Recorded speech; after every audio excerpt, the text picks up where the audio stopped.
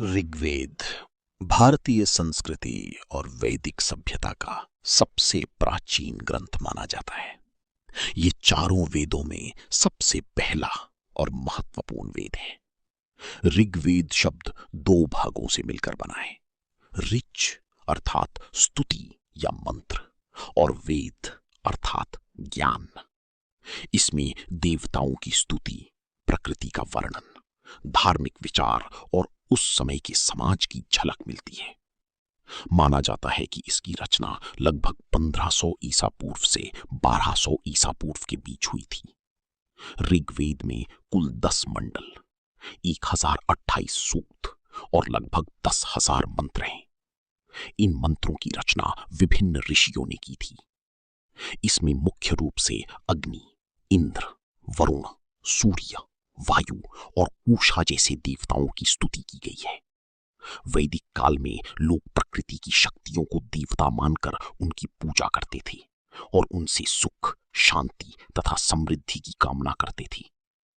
ऋग्वेद केवल धार्मिक ग्रंथ ही नहीं, बल्कि उस समय की समाज, राजनीति, संस्कृति और जीवन शैली का भी महत्वपूर्ण स्रोत है।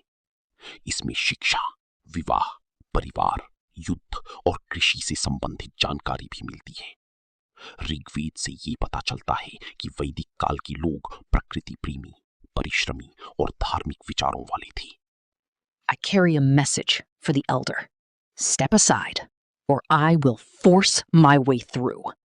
No one passes. The elder is.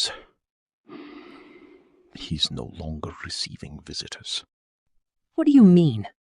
We don't have time for games. It's too late. The shadow. Somnath मंदिर एक अद्भुत इतिहास। अरब सागर के किनारे गुजरात की प्रभास पाटन में खड़ा है भारत की आस्था, शक्ति और इतिहास का प्रतीक सोमनाथ टेम्पल। ये केवल एक मंदिर नहीं, बल्कि हजारों वर्षों से सनातन संस्कृति की अमर पहचान है। कहा जाता है कि चंद्रदेव ने भगवान शिव की कठोर तपस्या की थी। उनकी भक्ति से प्रसन्न होकर भगवान शिव यहां ज्योतिर्लिंग के रूप में प्रकट हुए और तभी से ये स्थान सोमनाथ कहलाया, अर्थात चंद्रमा के भगवान। सोमनाथ भारत के 12 ज्योतिर्लिंगों में पहला और सबसे प्राचीन माना जाता है। इतिहास गवाह है कि इस मंदिर को कई बार तोड़ा गया, लूटा गया, लेकिन हर बार ये फिर से खड़ा हुआ। 11वीं शताब्दी में महमूद गजनवी ने इस मंदिर पर हमला किया और इसकी अपार संपत्ति लूट ली, लेकिन आस्था कभी नहीं टूटी। राजाओं, भक्तों और हिंदू समाज ने बार बार इसे पुनः बनवाया।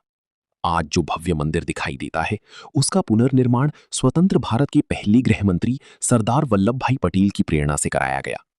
1951 में भारत के प्रथम राष्ट्रपति राजेंद्र प्रसाद ने इसकी प्राण प्रतिष्ठा की। सोमनाथ मंदिर की सबसे अद्भुत बात है उसका स्थान। मंदिर के सामने समुद्र के पार दक्षिण दिशा में अंटार्कटिका तक कोई भूमि नहीं आती। मंदिर के तट पर लगा बाण स्तंभ इसी सत्य को दर्शाता है।